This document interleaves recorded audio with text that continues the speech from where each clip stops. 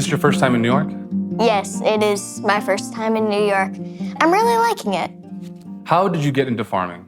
I was born into farming, and every day I'm just learning something new. But you're also an advocate for farming. Yeah. How did you get into that? So when I was in grade 3, we were doing a social studies unit. And then we did the test for the unit. And the first question was true or false, agriculture is bad for the environment. And I knew to get a good mark on the test, I had to answer true. So I put a sad face next to it. Why did it make you feel sad? And what did you feel was misunderstood there? It made me realize that a lot of my classmates don't understand about where their food comes from. So my teacher asked me to make some videos from the farm and bring them to class. My parents also thought they were really cute, so they posted them on social media. They went viral, and I just took it from there. Did you always know you wanted to be a filmmaker? Being in love with films, I figured I want to get into filmmaking, and I want to travel, and I want to make movies and tell stories. So what do you love about advocacy for farming?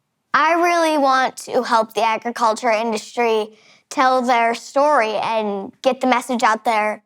But I also love to teach people by telling our farm story and helping people understand agriculture. And it's taken me some really cool places, like here. What do you think of New York? I quite love it. It's a lot different from the farm. We've walked everywhere on this trip. Did you bring your farming boots with you? Yep. How was it walking around in those in the city? Oh, they're so comfy. Really? Yeah. Nice. Do you think you could ever live in a small town?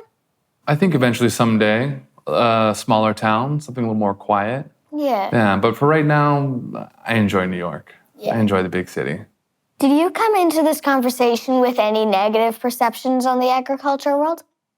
Yeah, I think I did a little bit because, right now, the climate and the environment, it's such a huge topical issue that everyone's talking about, and we're looking at ways to address climate change.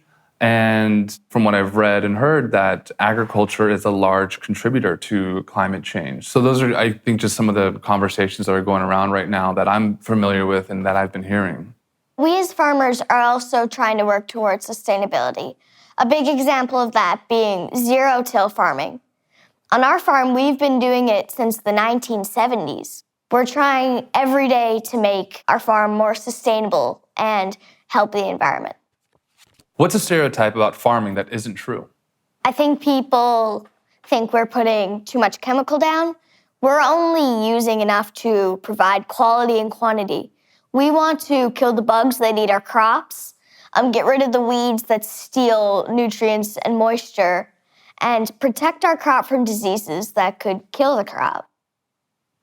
How has this conversation changed your perspective on the agriculture industry?